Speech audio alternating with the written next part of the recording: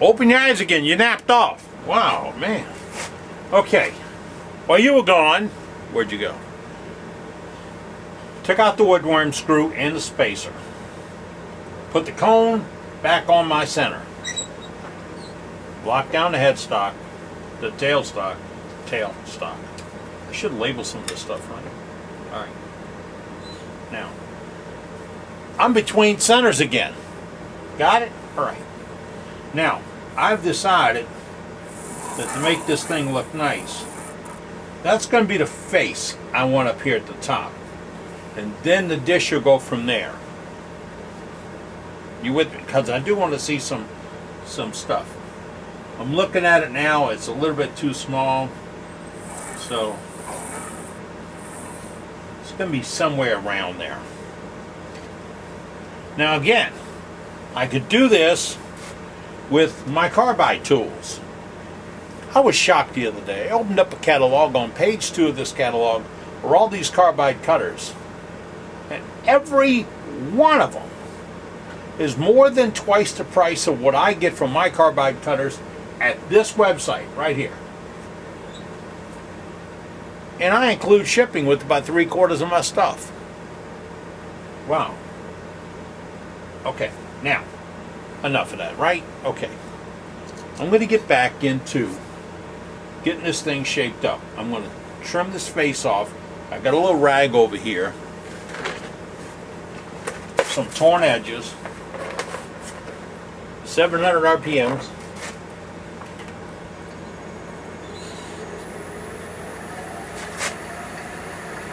Very stable, very flat. No movement back here, no movement off the edge. But if you stick your finger on that edge, you're going to end up with a permanent mahogany splinter.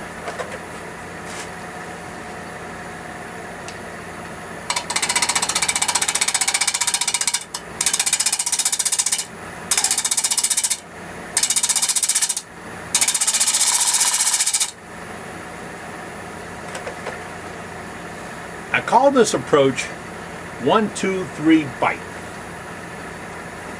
Okay? Watch and work with me.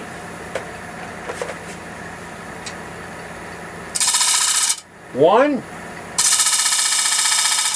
2. Now I've set a little bit of a shoulder right there. Now bite.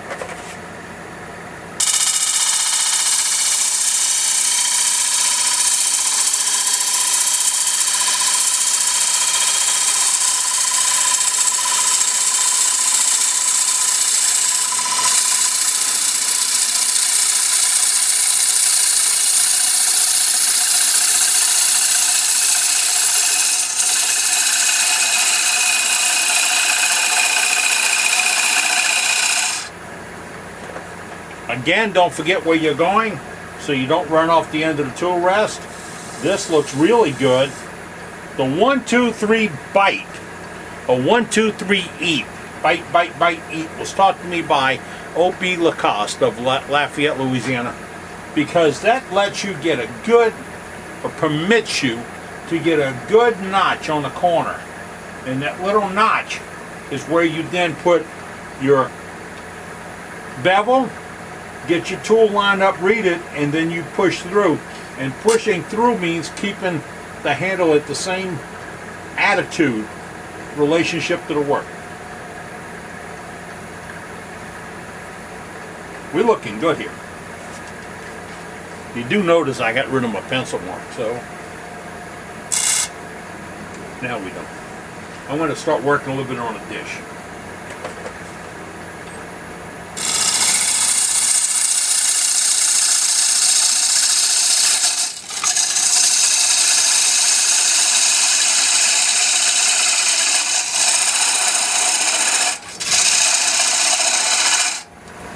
This tool will take a 1/2 inch cut. You do that, you'll throw it off.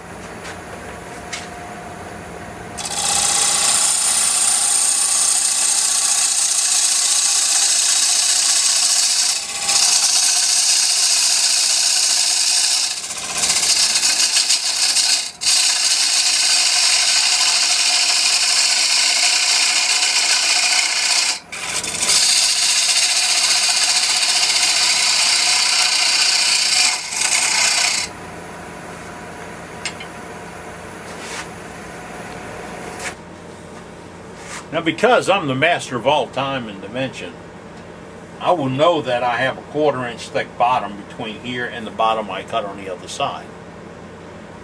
Either that, or while you weren't looking, I took it off, measured it with a set of calipers, and I know I have a 1/4 inch left right here. So it's whatever story you want to believe. I'm 6 1/4 from my headstock. I'm going to keep this as a fixed point, the 6 1/4, and then I'm going to dress this up. But if I don't move my headstock, I have a reference.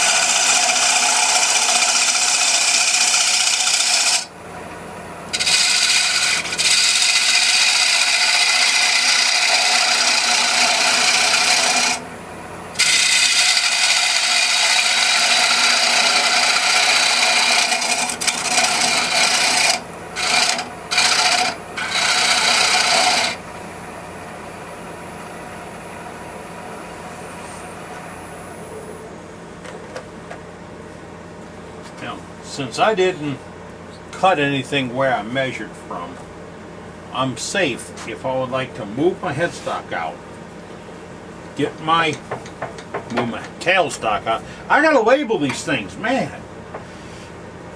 All right, get that back in. All right, I'm 7 1/2 right now. I'm gonna leave that. I'd like to take this down another 1/8 of an inch or so.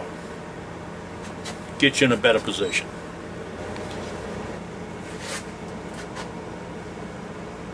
Hopefully that's better.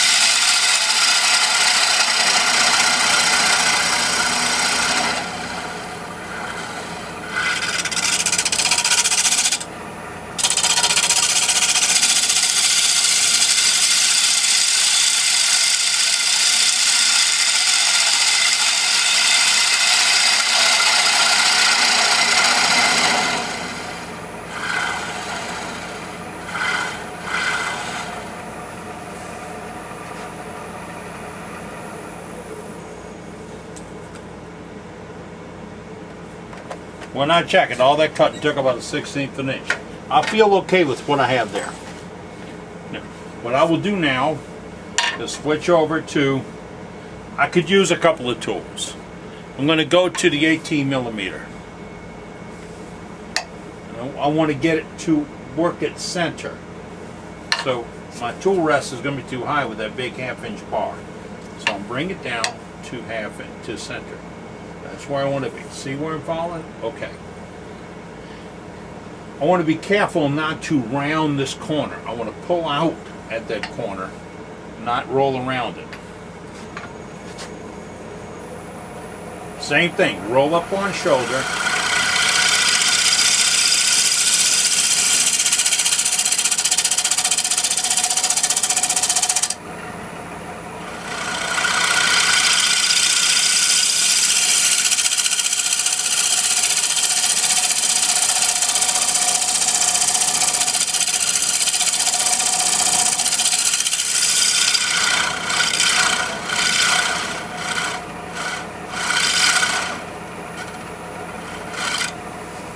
from one of you guys this week, and he said, I keep making plates. My wife likes platters, and I get a dip. I get a bump right here, and I'm sanding, and I can't get rid of them. What do I do? Number one, don't cross the center when you're sanding. Work to the center. This has got a little rise to it, because you find the center and you start cutting and you push in and you come back up. That's a habit. If you go back, you tend to push it out and you get rid of the rise.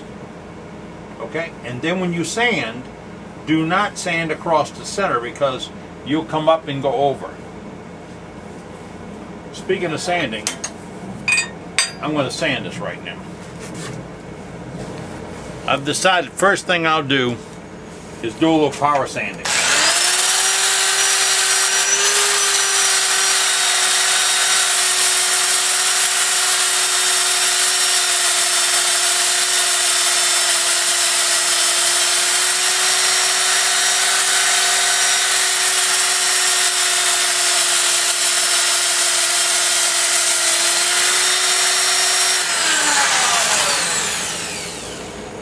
Power sanded off some marks, cleaned up some things, start stepping through the grits.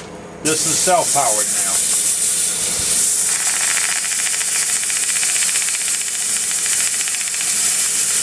And again, if you want to make this tool, go to my website. I've got the bronze bearing and the rare earth magnet.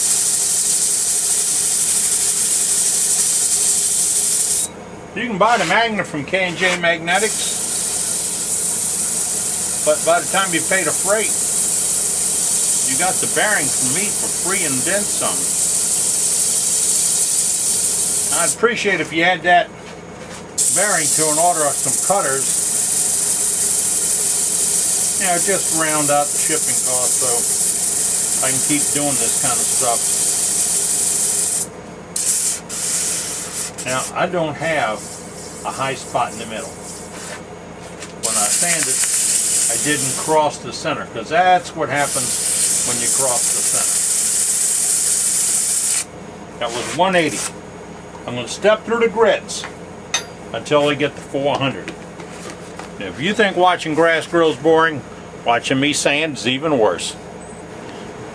Glad you're still with me after all that boring sanding. Now, I sanded it out to 400 grit. Why 400? Because I want to make sure I get all the sanding marks I can see out. So if I go to 400, I have some marks, I know I can rub them out.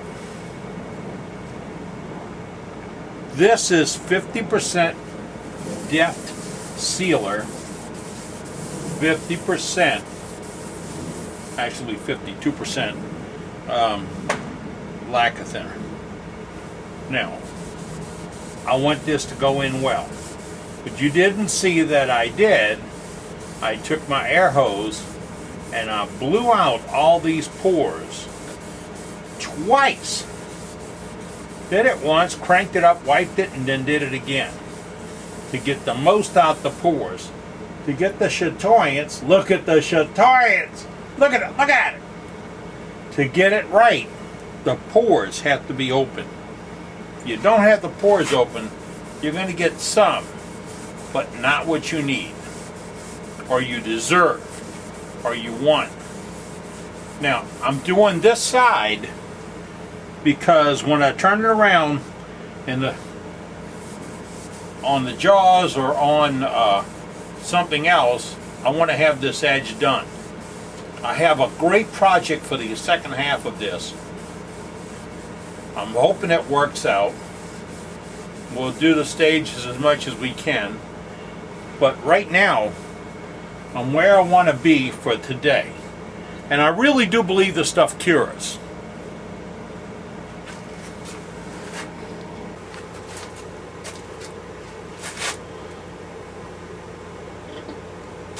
The goal was to create a platter out of this gorgeous piece of mahogany. One that will let you see that. See that?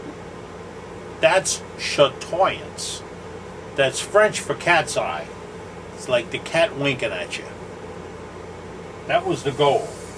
I only have it sealed. I'm going to let it cure overnight. Tomorrow we're going to turn around and finish the bottom, and that'd be a good piece. You could give this away. Or we could decorate this edge. We could carve it, we can engrave it, we can embellish it. We can take the decorating genie and put something on there. So many things we could do with that edge. It's a perfect platter, a perfect palette to display your art. And tomorrow, I'll show you what we're going to get into. It's time to let it cure. So, well, you wait for the next part of this. I'm just going to enjoy this shit. This is nice. Oh, you walk across the room, this thing's going to wink at you. Really is. Like a pretty girl calling your name. Okay.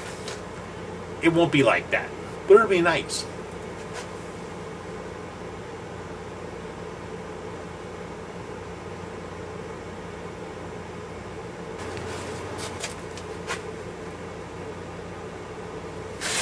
Hey, let's chat for a minute.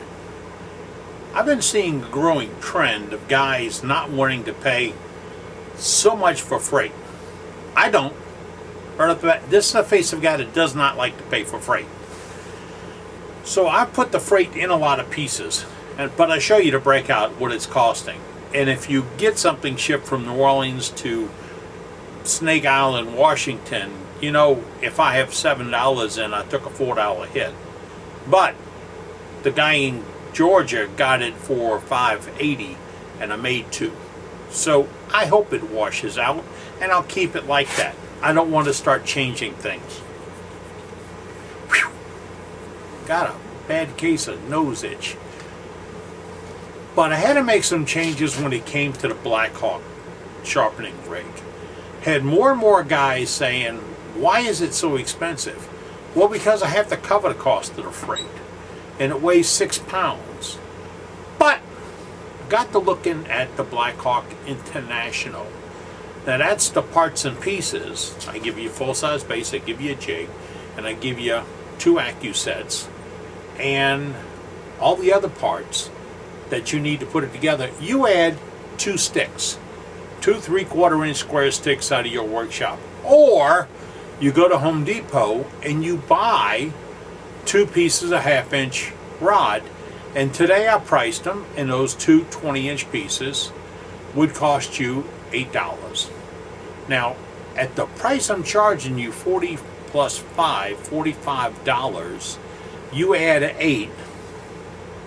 That's $53. I think we're still at about half of what the other guys get for the same kind of sharpening rake. That's always been my target. Can I cut the other guy in half? And I think we still can. I'll give you the instructions on how to set it up. In fact, they're not my instructions. I give you what David Ellsworth would give you, the sharpened David Ellsworth's jig or his gouge. That's what I'm giving you. I got David's permission to distribute that. So I'll give that to you to work with. But that's the Blackhawk International.